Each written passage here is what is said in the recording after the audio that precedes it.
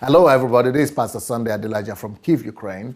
I'm a friend to Dr. Myles Munroe, a covenant brother. And I did a video just recently answering some of the questions that people have been asking.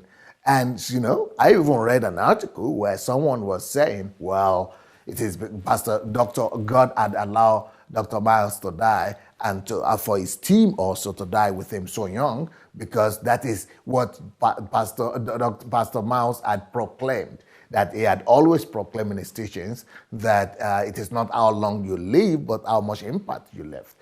And that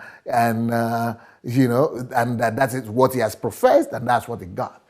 So these are the words of cynics, and I don't want to have any dealings with cynics. And as a covenant brother, though, I think it's my responsibility to also give answer to sincere believers who are actually, asking these same questions. But they are not asking questions to query or to accuse or to start a controversy, but they are sincere believers who just want to know. Because everybody wants to, of course, everybody wishes to have Dr. Myles Munroe here for as long as possible. And it was such a blessing to all of us. But still, I think the question is coming more from the fact that we as Christians, we think there is a promise that says God will satisfy us with long life.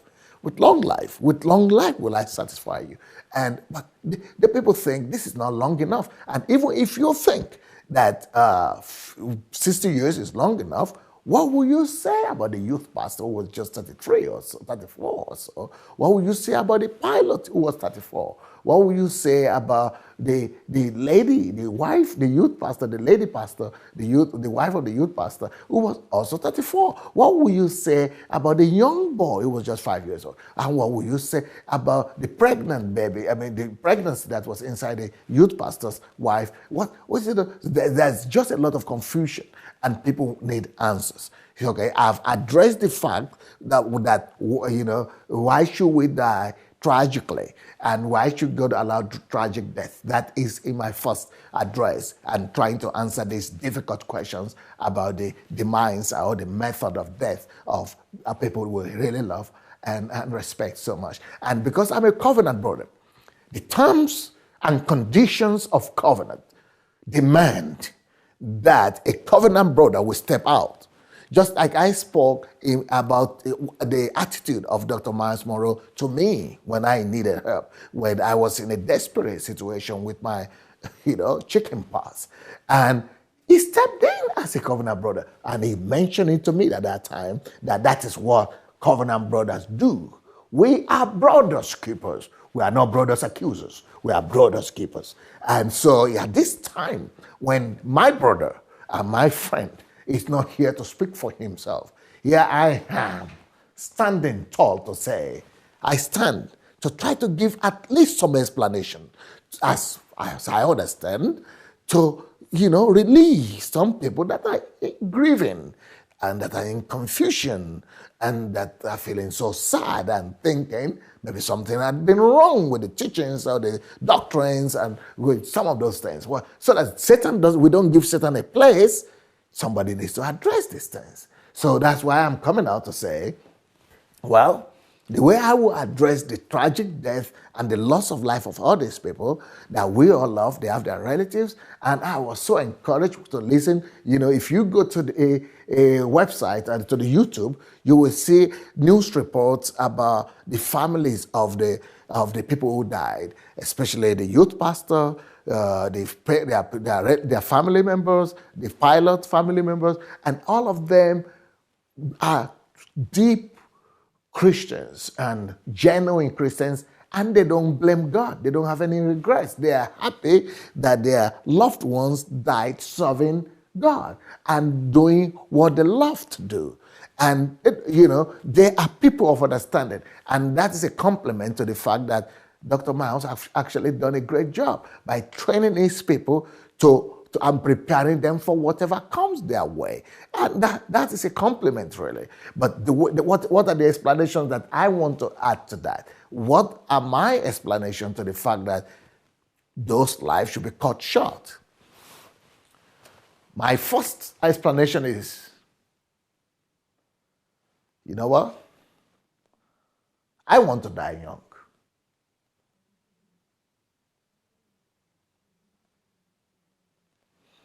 I think dying young is a dream. It's a dream come true, can die young. And I still want to support the idea that Pastor Dr. Myles Munroe, propagated and preached when he was here, that it's not how long you live, but how much contribution you make. I want to make as much contribution as possible, but if I die young, I'm going to be happy. You remember what Paul said?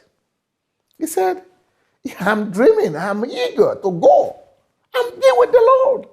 And that was his heart desire.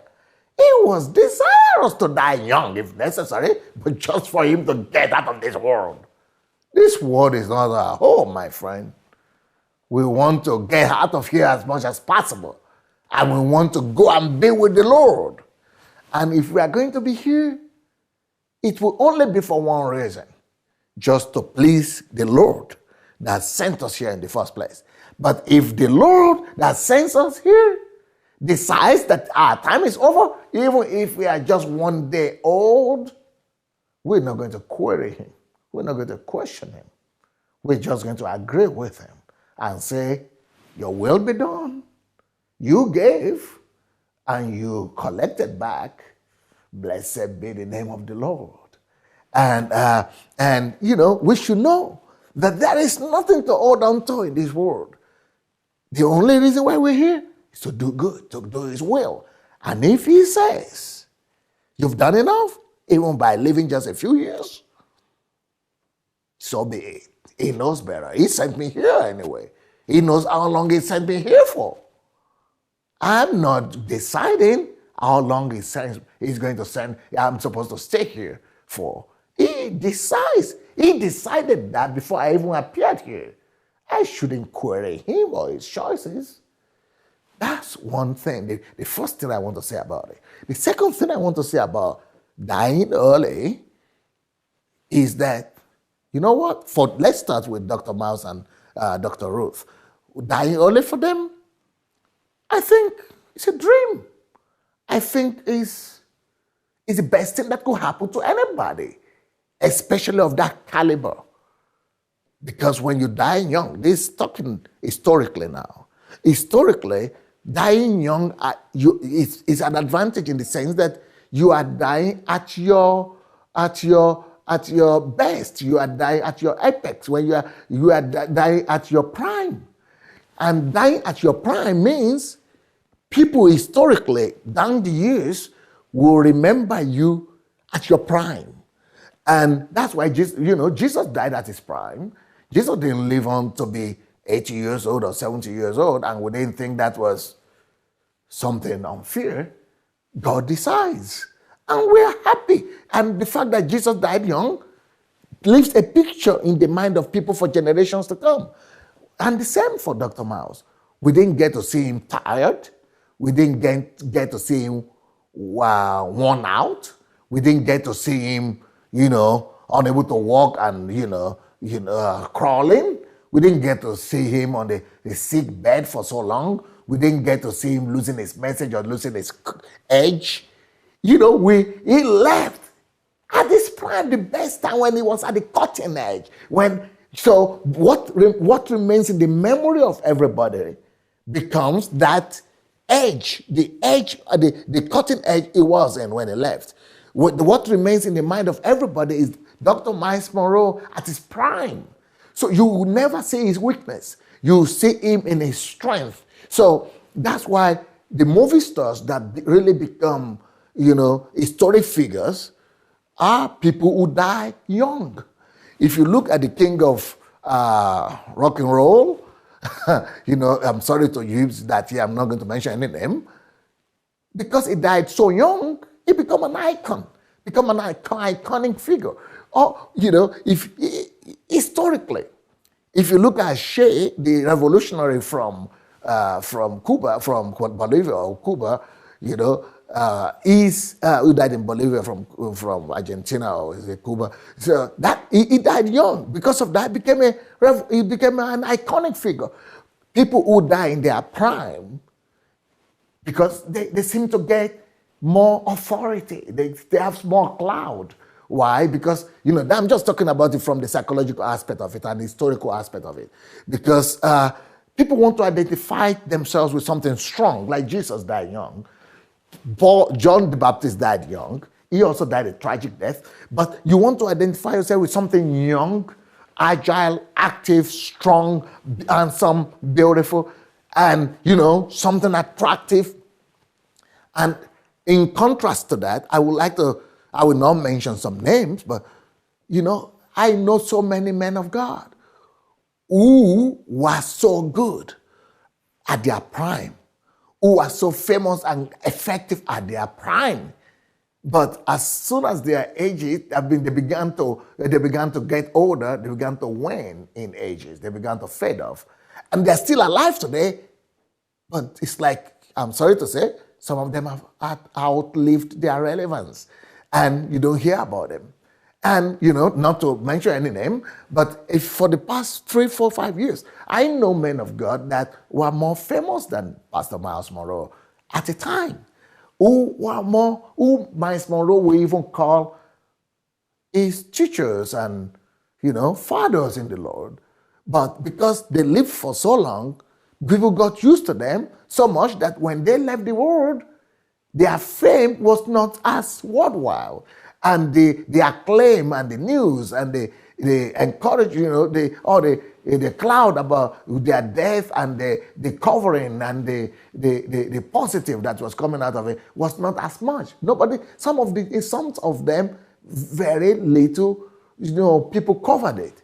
Like, for example, Myles Munroe's death was covered by CNN, CBN, Fox, anyone that could, any major media in the world covered it.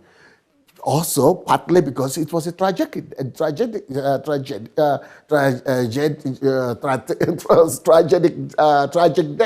because it was a tragic death, and because it was a life that was cut short. So there are advantages in everything. A member of my church just called me the other day and said, "Wow, if such a man could die so young, I want to get all his tapes. I want to get all his messages. I want to review my life. I want to become serious with God, because now I know Christians could die young, so I could die young too." So a lot of people have been encouraged because of this death.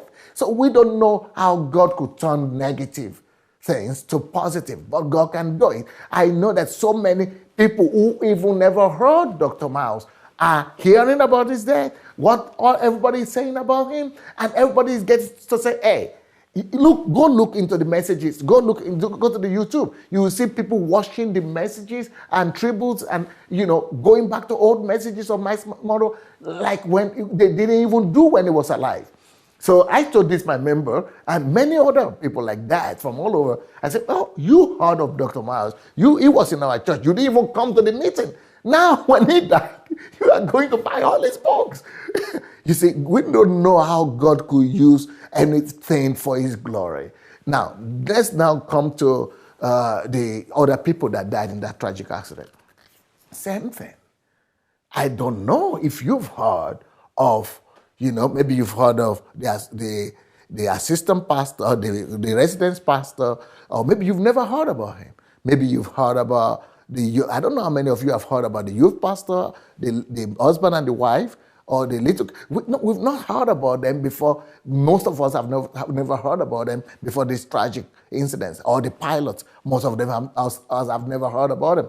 But because of the tragedy that happened, by them dying young, I think they have made more impact than 6 billion, maybe 7 billion people living in our world today, not dying, alive, but nobody has ever heard of their names. What is tell me what, which is better?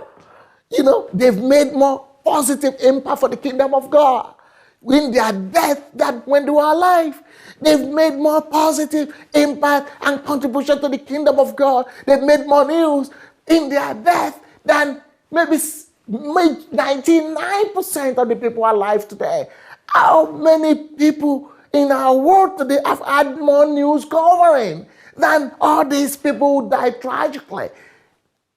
You know how many people are getting their lives dedicated back to the Lord, getting to know God just because of the tragedy? You know how much people are hearing the names of all these people, these families? They have left a legacy and a big footprint. And I'm proud of what God is doing after their death to our world, to our continent, and it's shaking our mindset, even shaking out of our comfort zone, shaking out of our religious beliefs, out of our religious cliches, and out of our dogmas. And I think that, we don't question God. We don't query God. Even the hair of our head doesn't fall to the ground without the permission of God. So if that happened, I know and I think God knows about it. And if he allowed it to happen, he knows better. And I see a lot of positive coming out of this. And I know some of the things I'm saying are quite controversial, but you know what? Let's look for the good in this tragedy rather than just focus on some rhetoric questions that you will never be satisfied with any answers anybody could give to you. But Dr. Myles, you've done a great job. You've left a great legacy.